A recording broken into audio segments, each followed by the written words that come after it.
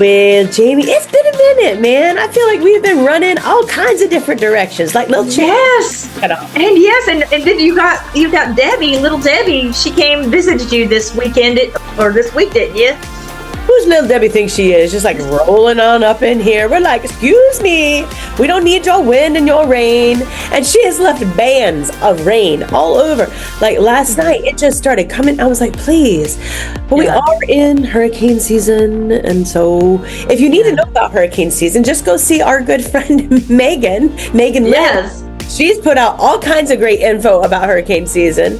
So anyways, that little shameless plug for our sweet friend there. But yeah, it's been a little while. Did you all get any rain? I mean, you're in the mountainous area. So do you see any of this business? So we did. We're just now getting the rain right now. I saw the clouds and the thunder rolling in. As I was in the light and the thunder song. I keep thinking about that song too, and actually I was thinking about when the thunder rolls. Oh yeah, and the light shines. Yeah, I was thinking about him. I was driving home, and then all these dark clouds started coming in, and I'm like, great, here it comes. Here comes little Debbie. I wonder if she's oatmeal, if she's an oatmeal cream pie, or if she's the little ho-hos. I don't know. Little Debbie. Oh man, it's little diabetes. I know, little diabetes. Too much sugar. Have you seen that, like, the meme that's going around with her? Like, it's instead of saying little Debbie, it says little diabetes, and she's all like fat and everything. It's so funny. I have not seen that, but I have seen the oatmeal cream pie one where she's in the ocean and she's coming up out of the ocean like this, and here comes little Debbie. Like, I know that they go alphabetically and they go between male and female. So, they pop back and forth. But yeah, we're smack dab in the middle of hurricane season. And somebody that Ben's caregiver, she came in and she was like, so how long is hurricane season? I was like, it don't end till October, girl. She was like, what? She's from New York. So I was going to ask, where's she from? Yeah, she's from New York. So this is really her first, I mean, she had a little bit last year. She moved down here in July, but last year we had it easy, Yeah. So we're starting a little early as far as I'm concerned. I'm like, come on, little diabetes. Back on. I know, but you guys know how to hunker down. You guys got this. You guys got it going on down there. Like people like us that aren't used to all those constant hurricanes, we're the ones running into the Wally world when it's like a little bit of snow, like that much, like buying all the bread and all the water. Why? Yeah. Why? We gotta stock up and see into the world. Yeah, so we only lost power for a short period of time. It popped back on, praise Jesus. But and hey, at the end of the day, we've always got the power because we should be connected to the one and the only JESUS, and that's where our power. That's right. Okay, that's where our power lies. Enough preaching today, sister. Yes, girl, you got this. Oh, wow. So we're still in our series about women in the Bible, and God just God always leads us in the direction that he wants us to go. And I feel like through our last podcast with the beautiful Sherry Ann, oh my God, she was such a blessing. God really kind of identified this whole thing of the Esthers that are rising up. And so it led us to really come back. We've talked about Esther in the past, but to really look at the qualities of Esther as a woman of God, as a Hebrew in a place that was not her home. And so there's just so many directions that we can go with this. And, but, I really feel like it's funny because I said to you when we finished off that last podcast that I feel like God's raising Esthers all over the place. And so I feel like Sherry Ann's like an Esther. Yes. She's a strong, beautiful, intelligent woman that has a platform that people hear her voice. When for all intents and purposes, the enemy tried to silence her and stifle her. Yes. He tried to silence her because of her ailment of being hearing impaired and thinking that she's not worthy enough. So there is a comparable here with Esther where she was from another culture. That's right. her Hebrew culture, and Yeah. here she was stepping into a culture that was completely different. And just imagining, just like how it feels when you do have a maybe a hearing impairment or something, maybe a speech impediment, where you feel like, how am I worthy enough to even darken the doors of this kingdom? That's right. You know, Yeah. but God. And then I looked at like Brandy Pope. This Mm-hmm. is a woman that actually was in beauty competitions. This is a woman Right. that has a platform, but God has called her for such a time as this, and he's opening up doors for her to pursue ministry and growth in the education of theology and things. So he's giving her a voice. He's giving her, and so I'm looking at that. So she's in Virginia. We've got one in New York. We've got one in Virginia. Then we got Megan Lynn, who's down here in Florida, and she is becoming a voice as well. And she did photography for pageants. So Yeah. right. So I'm like looking, and then I know that you've had a participation in that as well from training women, and you have a voice where you're at to your Fit Warriors and on your different platforms, and you're in South Carolina. So I'm looking at each of these locations, and God is putting women, giving them a voice, raising them up.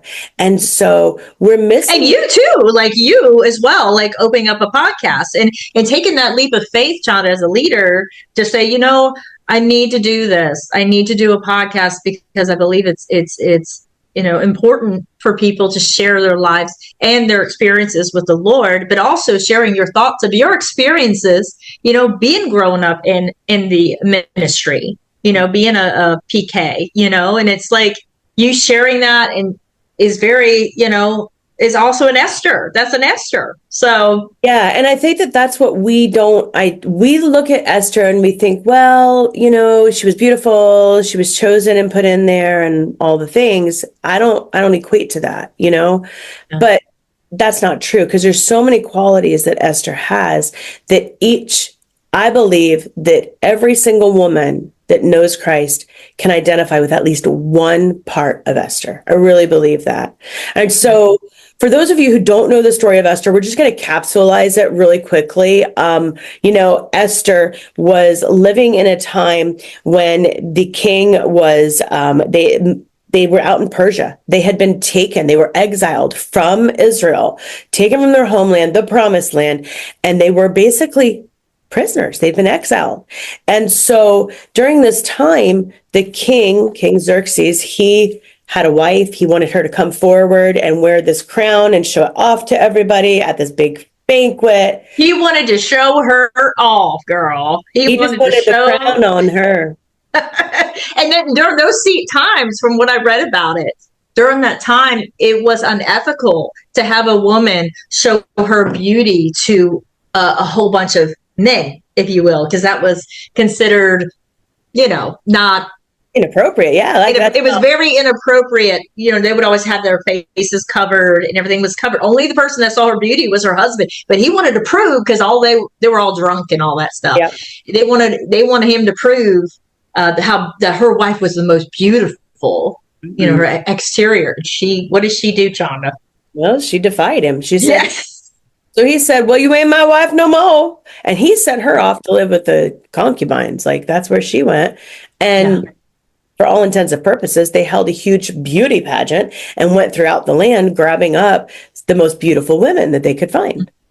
But then those women went through this period of purification, this period of preparation before they were even allowed to go before the king. And I believe, if I remember correctly, the time period was something like 18 months to 2 years of prep for her. And that prep meant being bathed in oils daily till they permeated your pores. And wherever you went, you were smelt before you were seen, in a good way. You weren't like this. So, it was her cousin Mordecai that he said, go do this, you've got this. And he was able to have access to Esther for the positioning that he held. And so they get in, she gets in there, she goes through this process, she comes before the queen, and she only has one night to make an impression on this man. Yes. Whatever impression she made, we don't know because it was behind closed doors. We can presume that she impressed him so much that was it. He was like, I don't want to see anybody else. She's the one. She is queen. With the crown on her head, this is how it rolls. Well, we fast forward, and there's this horrible man named Haman, and Haman hates the Jews. He wants them all gone, and he wants to be, elevated. And he wants to And nobody knew that she was a Jew. Nobody knew. Wasn't it a secret? Like Mordecai, I believe that's what it was. Like he was trying to make her like be incognito about her. Like almost like she was a spy, Yes, that's right. Yeah.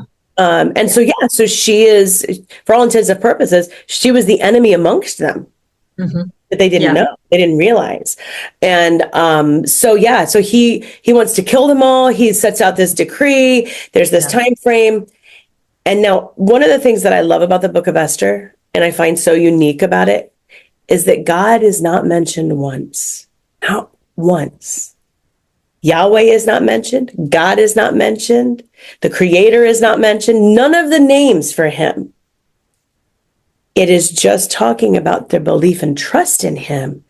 But there is no mention of him doing anything. They know he's going to intervene, because what do? They fast and pray. And she gets all the people that are around her to fast and pray. That the king's mind will change. She ends up through various different things, making sure that she gets that entertaining with the king, and she invites people to dinner, and Haman is one of them, and all of these things come out, and Haman is the one that ends up dead, and none of the Israelites, and she saves her people. And there's an entire festival that they have called Purim that is all about that. And they have cookies that are shaped like Haman's hat, because his hat is described. And, they have, and when they tell the story, everybody, when his name is mentioned, they go, ooh, boo, and they hiss at him because he's the bad guy. And so there's a lot of fun during that time. But what a woman. And there's so many qualities. So if I failed to mention something in the story that you think is prevalent, Jamie, please jump in and just share. But, we're not going to do it word for word, guys, just so you know. We're going to, for the sake of time, go read the book if you're not familiar with the story. Go ahead. It is such a great story, Jonathan. And I know for me, what I've been noticing is just the risks that she took.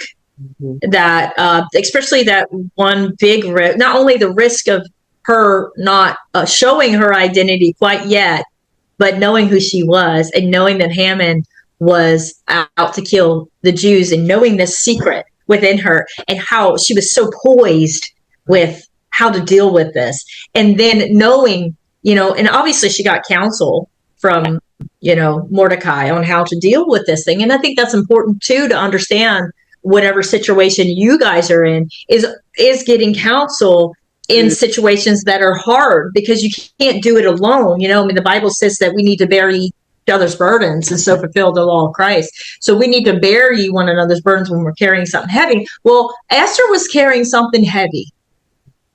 This was heavy for her. She was carrying her identity. And she had to cover that up, because she knew that people were out to destroy her and her people. And so I think it's beautiful how she was able to connect with people, and they encouraged her. People were fasting, like you were saying, and they were praying. And there's just times when you have to do those kinds of things, so that you can be connected with the Lord and just get that strength and renewal. But also the other portion that I thought was neat about Esther was when she did come into the chambers of the king, and how that boldness, and at that point, he had not known that she was Hebrew yet, and what she was, but her faith and the courage, to darken those doors, to come close to the king. Yeah, because you didn't go there without invitation. Yeah. So she'd only been invited one time, but she knew she had to get before him. So go ahead.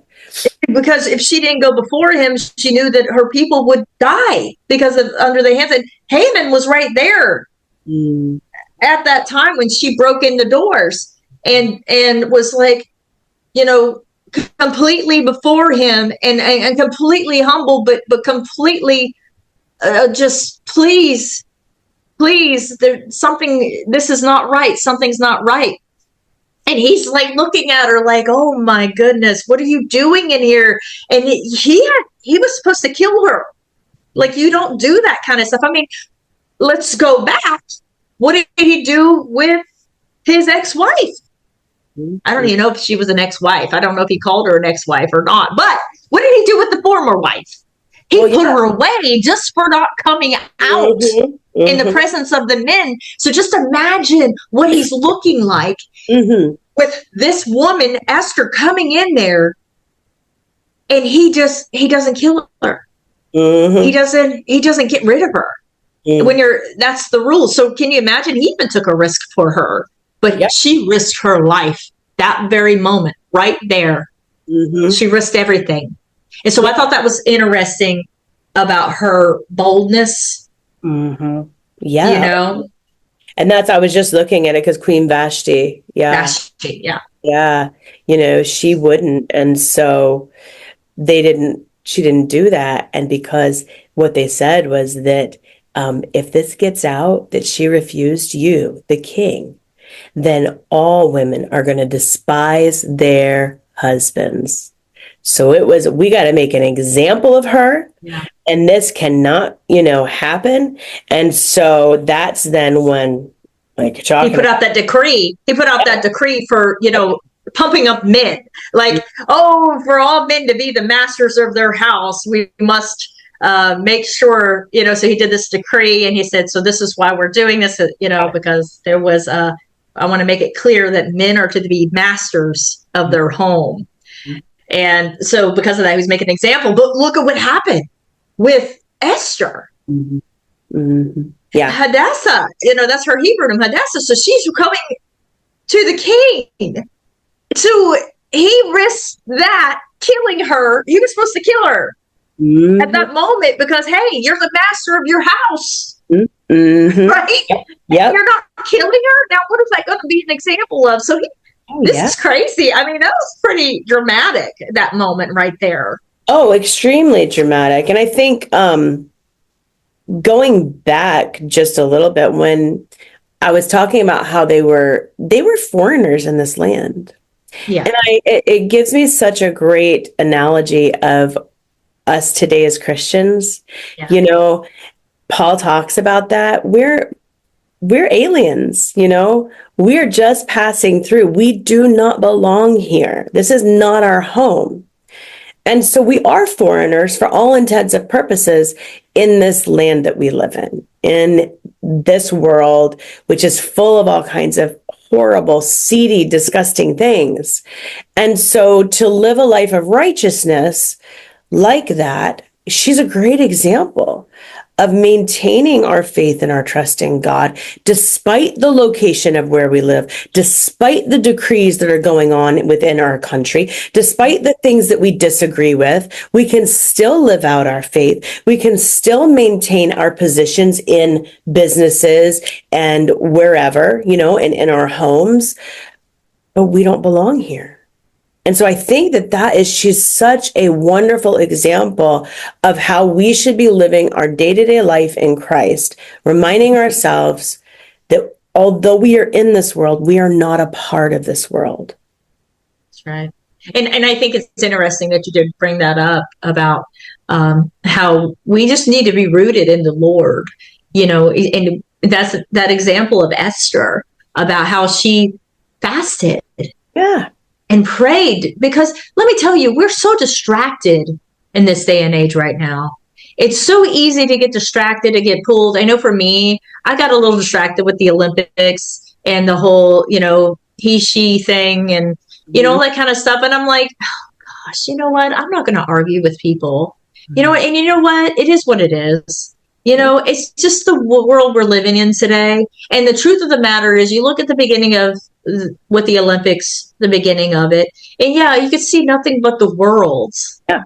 You see nothing but the world. And are we not surprised by this? Are we not surprised that this is what's happening? And it's like you were saying, John, when you were talking about how there's still remnants in the Olympics, though, even though we're not seeing a lot of it, we see a little bit, but really, there's a revival happening at the same time. There's something happening. There's people, that skateboarding artist she's a skateboarder, and they told her that you cannot say Jesus, that you love Jesus, or you can't say that Jesus helped me or anything like that. Well, you know what she did? She was an Esther. You know what? She figured out a way to give glory to Jesus, and she used sign language. Yep. She went out there and said, so they're out there, but the media is not going to let us see a lot of that, which that's okay. We might not get no glory or anything like that, but it's all about his glory.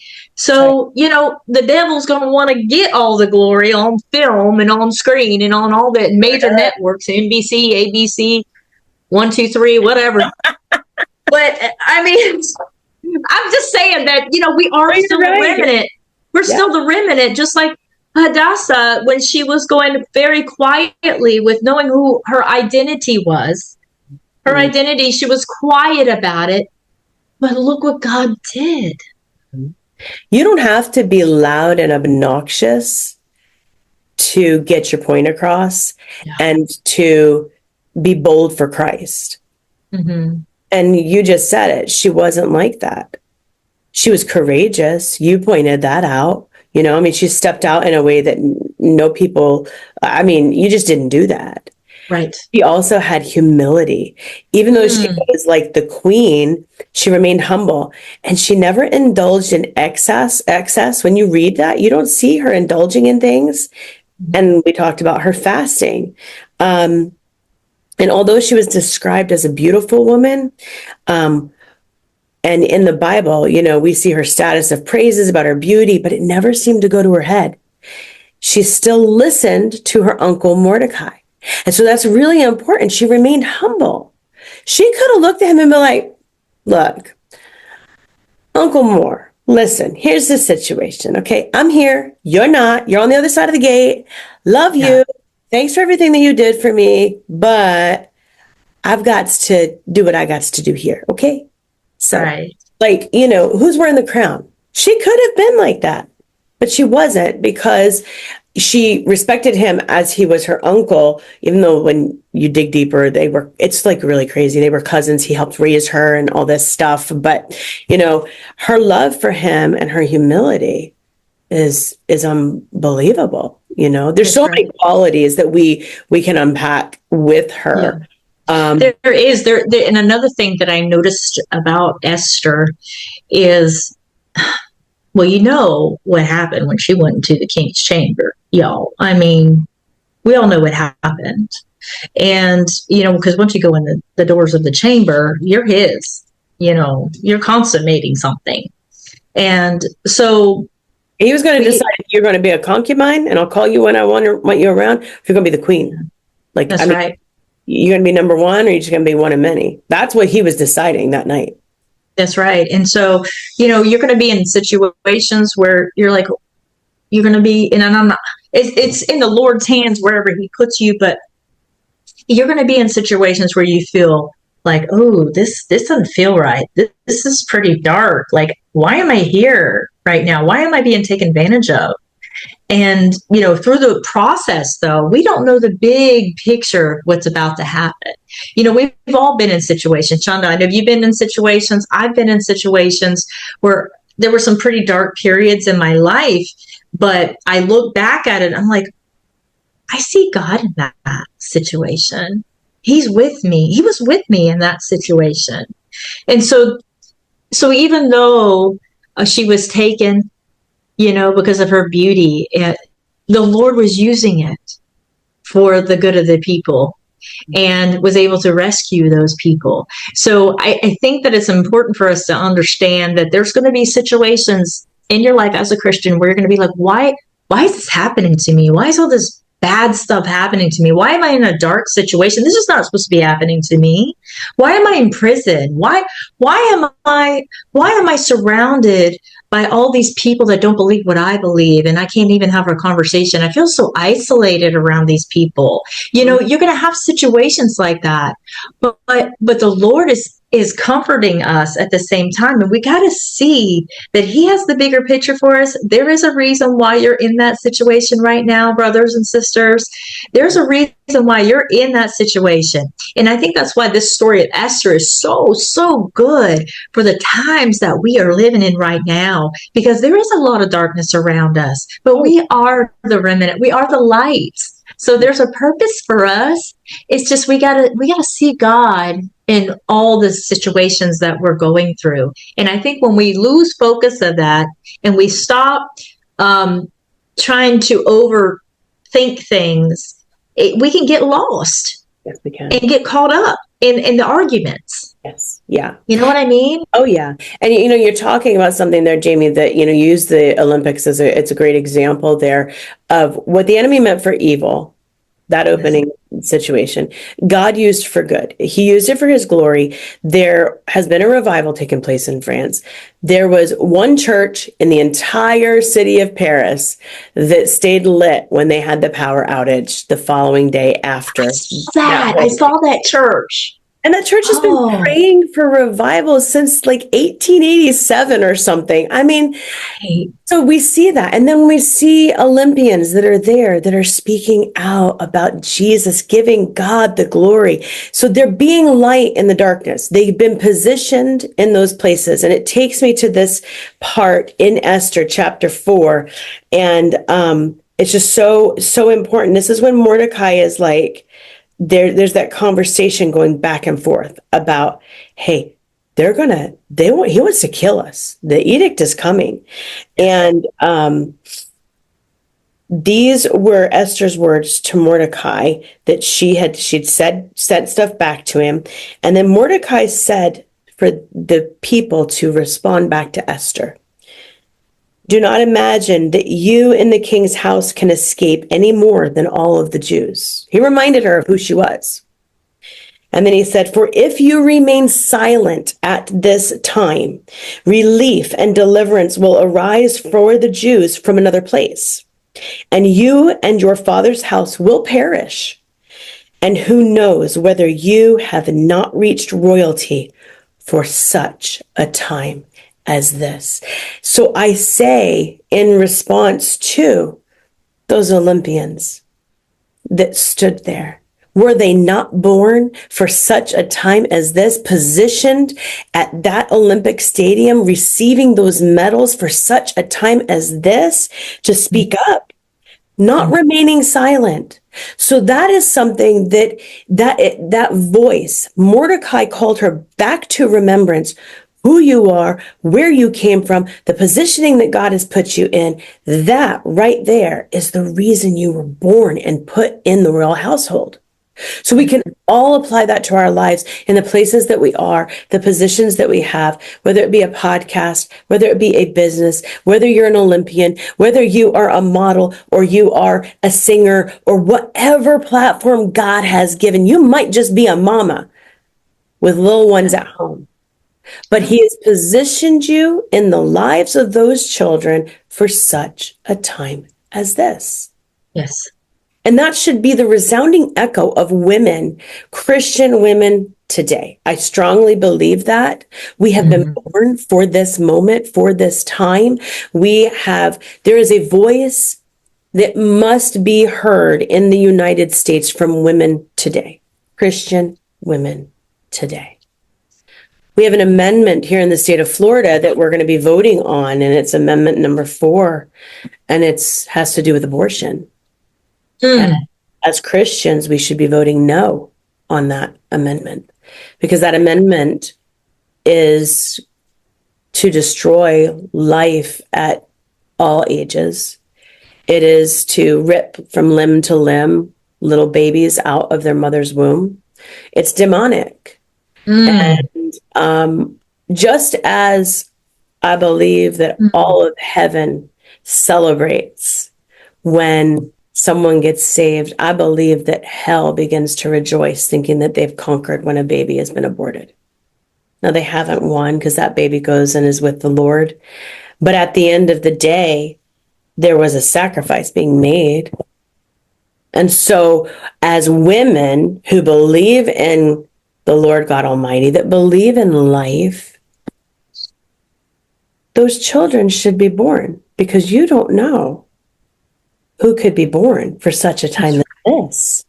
It's so good. That's so good. And I think about that because I know there's some people out there that believe that, well, what if I was raped? Or what if what if it was incest? What if it was, because of something very negative or something very evil? But again, that just goes back to, there's a purpose for it. There's a purpose. God has a purpose for it. And let's see God through this. Let's see what God's going to do, because this is a bad situation. But what is God going to do in this? I know He wouldn't want me to kill somebody. He won't want me to kill, but there's a reason for it. So I think that that's wrong for us to sit here and say, oh, we just need to kill it because it's going to be evil because of an incest or something bad. But like you said, I mean, what if that person has a purpose? Maybe they're going to have a testimony to share, through a situation, So, yeah, I mean, you got to see God through every situation. I mean, I know that Esther didn't appreciate being taken advantage of by the king. She was a virgin, but that was what she went through. It wasn't it was part of the process. Yeah, it wasn't the life she chose. But God, again, He turned it around for good. That's right. He took those things that the enemy meant for evil, because He's always tried to destroy the Jewish nation, because He knew they were God's chosen people, and He hates them. And so, what better way? Let's just annihilate them through this. But what does God do? He knows. It's okay. I got a plan. I'm going to position this beauty. She ain't no cutie. She's a beauty. And I'm going to position her.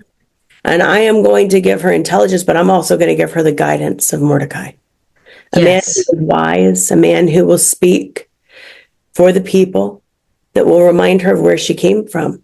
And so those are some of the most powerful words for me, besides words from Jesus, that are in the Bible that get quoted constantly. Yes. Constantly quoted.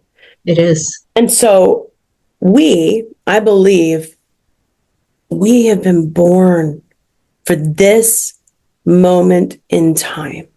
Yes. We have a purpose. God has a plan, and we just have to be willing to action out that plan that He assigns us to. But if we don't turn our ear to the Lord and listen to Him like she listened to Mordecai, an entire nation could be lost. And so, those are just a couple of things with Esther. I mean, I saw some other things with her. She was faithful. Mm-hmm. She had a faithfulness. Did she hesitate at first? Yeah. Yeah, she was scared. We all would be like, She's like, what am I getting into here? Like, oh my gosh. Yeah. I've been in those moments where I've been scared to be bold about my faith. Mm-hmm. What are people going to think? This is going to get me in trouble. This is going to give me detention for the next couple of weeks if I wear this shirt. That's right. In high school, I remember that, girl. Oh my gosh, yeah. This could get me banned on TikTok. Oh, well. Yeah. That I could lose friends over this. Yes. Well, better for me to have said it and known that I unburdened my chest and said, Jesus is Lord. There's no way to heaven except through Him, rather than being silent. Mm-hmm. So we've got to learn to be faithful. She was selfless. She chose to risk her life for the life of the people. She did. And I think, she was loyal. She was loyal to her roots. She was willing to sacrifice herself to demonstrate her loyalty. She had wisdom. She knew how to work the situation by serving up some food and getting bellies full and adding in a little bit of wine. And she used that to say, what would you say if someone said this, this, this, and this? Mm-hmm. It was like, well, they would be killed. That man right there, he said those things. about me and my people. Yeah, she was talking to Haman. Yeah. Yes, she was talking about Haman, and she said that before the king, before Xerxes, and told him the truth. And that's when he was like, his eyes got open. He sobered up real fast. He sobered up real quick.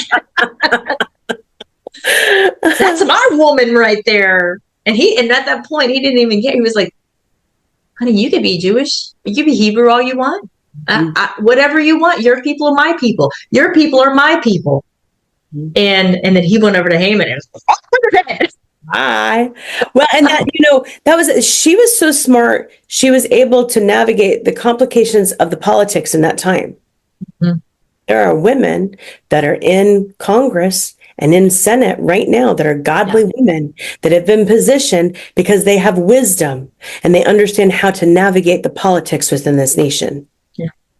I respect those women hardcore. I really do. Too. Yeah. She was obedient. Pray for them. Oh yeah, we must pray for them. I agree 100%.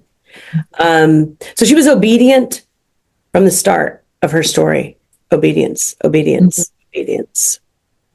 She was compassionate, and she had compassion for her people. She had compassion for people in the palace. She just was unique. Yes. In that way. But the one thing that really gets me is that she had such a strong will. Mm-hmm. She had a fortitude that I don't think people give her credit for. She was strong-willed, and she had a backbone. Mm-hmm. And she didn't shy away from things. And so, I think that people say, they try to compare Esther to Cinderella. Oh, Cinderella story. The common girl is plucked from the land and she marries the prince and talks to the mice. No, that's not what happened. She obviously didn't have an evil stepmother, but she was an orphan. Yes. And she came to Persia as a refugee. And then she was forcibly taken to the king's harem. And like most women of her time, she never had a say in her life. Yet despite all these things, she became the hero of her people. And it shows us that she has a will of steel. Well, that's a hard phrase to say. She has a will of steel, yeah. And she didn't let her circumstances determine her future and rose above the difficulties to become one of the most revered women in the Bible. That's a story. Yes. So if you sit there today and you think to yourself, who am I? Mm-hmm. Who am I that the King of Kings and the Lord of Lords would position me and use me? Mm-hmm. He used an orphan. He used a refugee. He used someone who was not from royal stock. Nope. And he elevated her. So why wouldn't he do that for you? That's right. He will.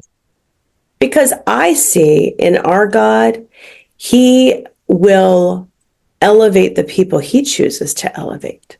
Mm-hmm. Has nothing to do with where you come from or who you know. Well, when you know him, he has all the authority and power over everything to put you where he wants you. But if we're talking flesh and blood, it don't matter who you know. You might know Donald Trump. So, and what? Mm-hmm. My Father is the King of Kings and the Lord of Lords. And he doesn't choose the qualified. He qualifies you when he calls you. So, for me, I look at Esther and there's just moments where I go, I want to be like her. Mm-hmm. And then there's moments where I'm like, ooh, I am like her. Thank you, Lord, for giving me that strong will to push forward in the situations that are hard.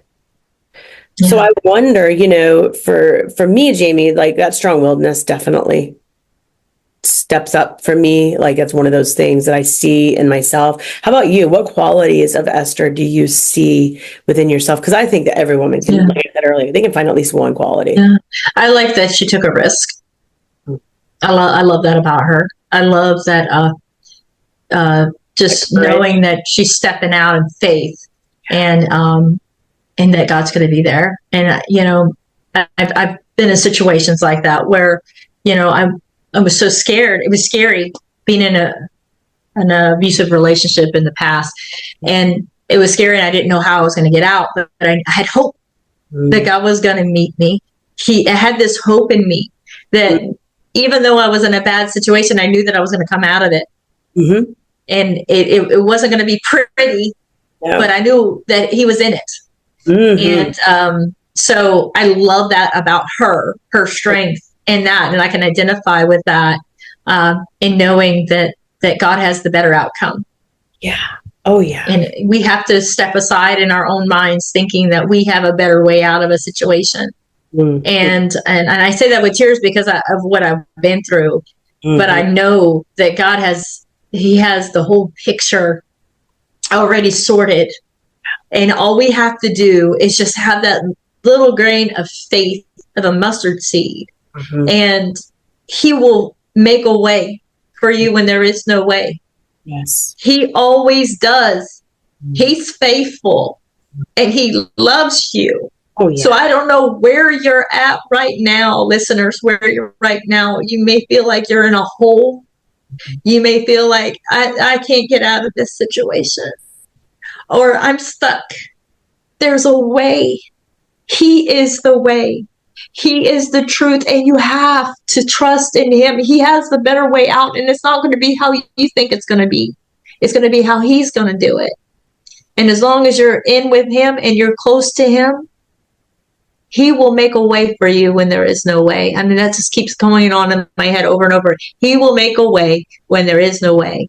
He's got you in the palm of his hand, and he loves you. So yes, we see all this stuff caving in on us right now. We see how the world is acting, and they're just freaking out about everything, about protesting here and protesting there about situations. But I tell you that don't get so caught up in that. I mean, you can note it, say this is what it is. But just like with Esther, there is a call to action. Mm-hmm. There is a call to action, but you have to make sure it's from him. It's from the Lord. And you can't do that if you're so distracted by everything.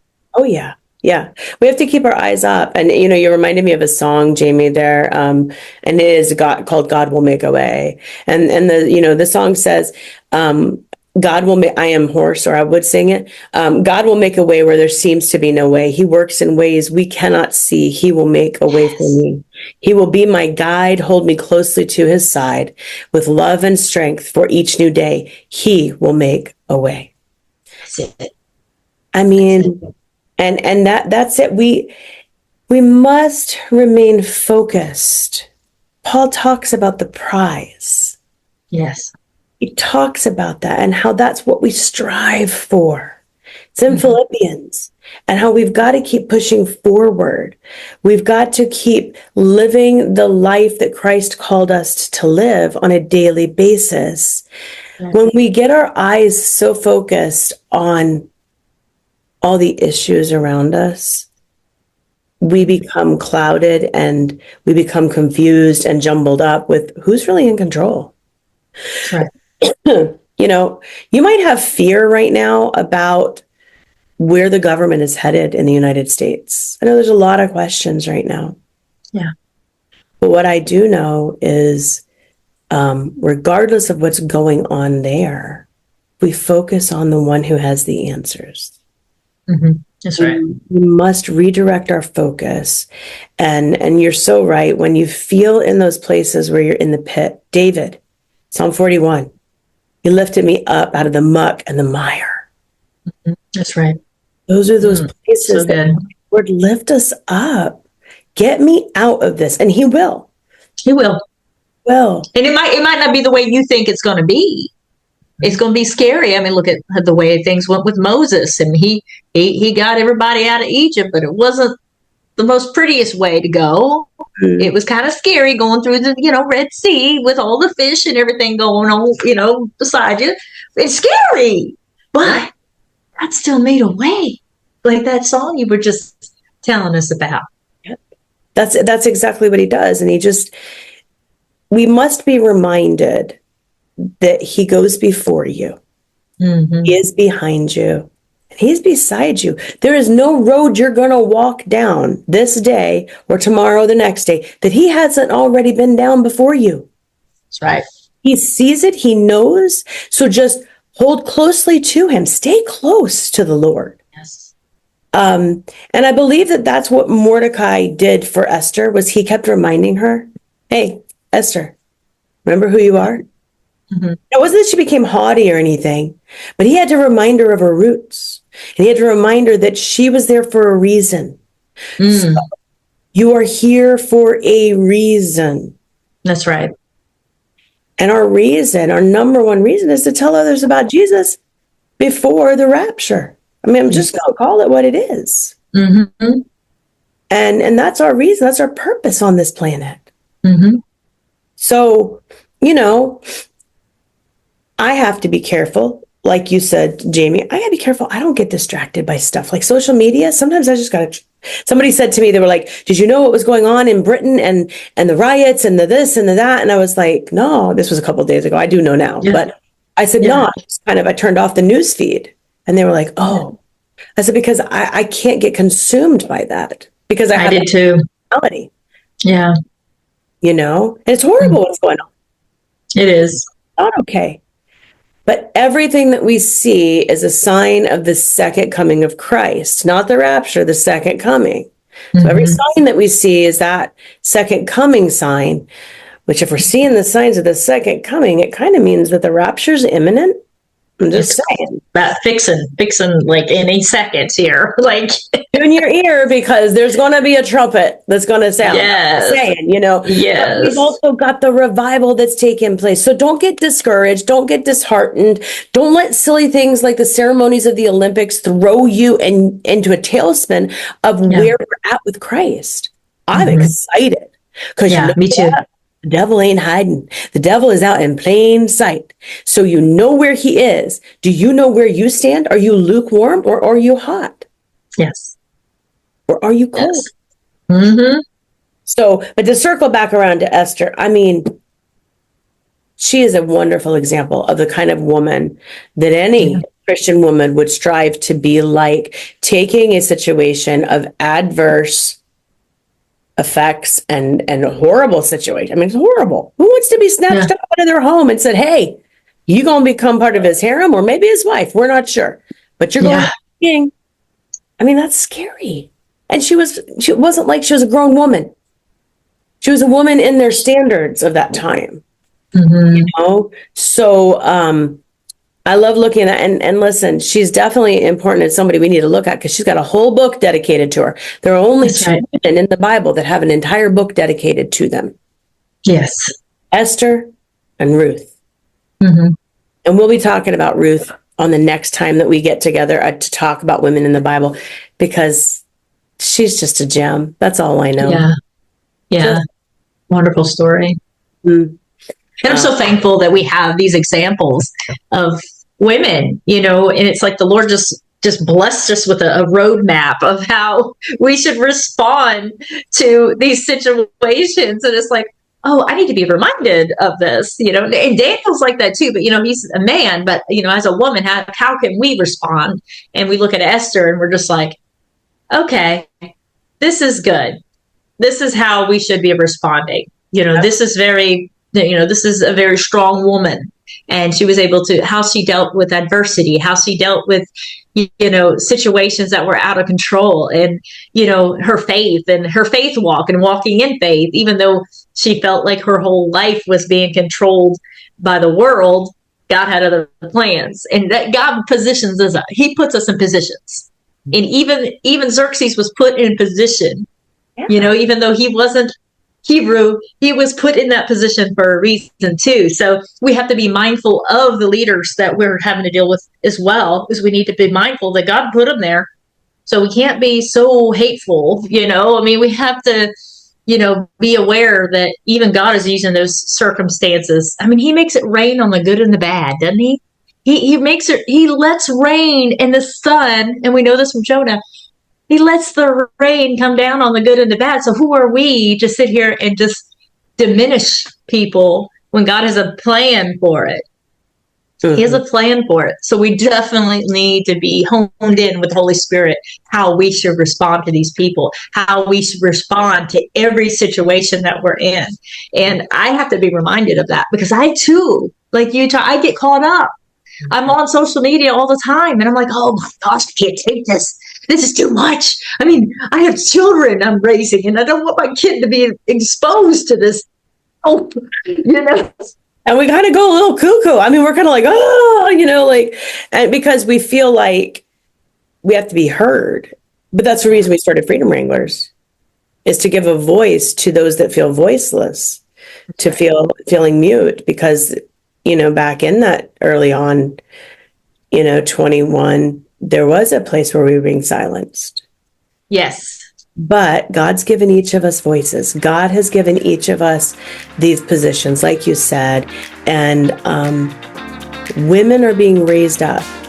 I came into contact with a woman actually through social media, and I'm grateful for social media, that she said, I believe God is raising up a remnant of women who have a voice that need to be heard. I said, come on, girl, that's what I believe as well. So there's not just Jamie and I out there that are saying God's called women. God's chosen women. And if you question, I would leave you guys with this today. If you're questioning, who am I? Go to that song, Who Am I That the King of Kings Would Welcome Me? I was lost, but he brought me in. Oh, his love.